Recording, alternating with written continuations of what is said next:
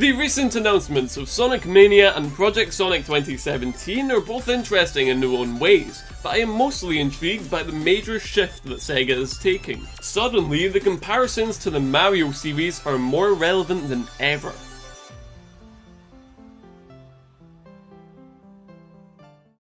Both Sonic Mania and Sonic 2017 show a shift in focus to that of refinement. Sonic Mania is clearly a refinement of the Mega Drive games, Genesis in the US, but Sonic 2017 is more interesting. It's apparently not Generations 2, but sees the return of classic Sonic and perhaps boosting. If this is the case, then it is a refinement of the boost formula titles, which were the most well-received titles since the Adventure days. Though this is new territory for the Sonic franchise, Mario has been perfecting the art of refinement for years. The new Super Mario Bros. Series is very clearly a refinement of the original games, with new power-ups and improved visuals. The 3D games have also been subject to this polishing ever since Super Mario Galaxy. Every game beyond that point tidied up the isolated level mechanic design philosophy to provide the most natural playing experience for the player. Galaxy 2 was mostly the same on a mechanical level, but Yoshi and new power-ups were introduced to keep things fresh.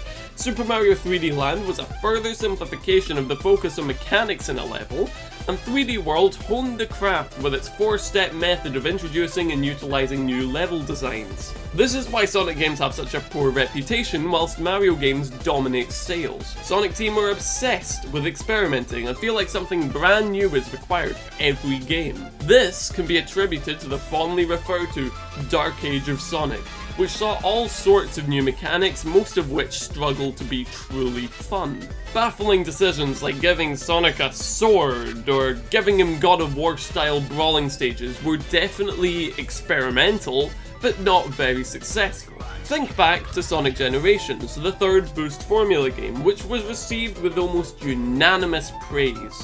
The logical decision would be to capitalise on the work that you put into that mechanic, and most people were expecting a new boost formula game. So it was a surprise when Takashi Iizuka, head of Sonic Team, announced that they would be going in a new direction with the next Sonic game. As a result, we had the lukewarm Sonic Lost World and the horrendous Sonic Boom Rise of Livic.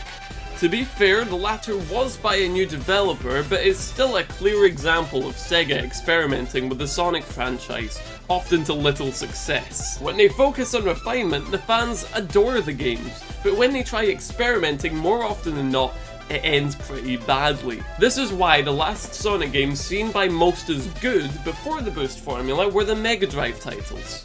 Refinement sells, and Nintendo capitalized on that early. The new Super Mario Bros. Games follow the refinement mindset as closely as possible. Very little changes seen between the games so as not to detract from the original experience.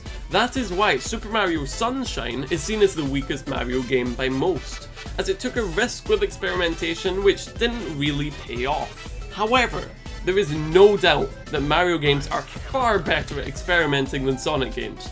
After all, Super Mario 64 and Super Mario Galaxy were both very experimental and saw great success. Refinement makes the Mario series incredibly consistent, and the fact that they can also experiment and almost always end up with a good game is a testament to how brilliant the Super Mario series is.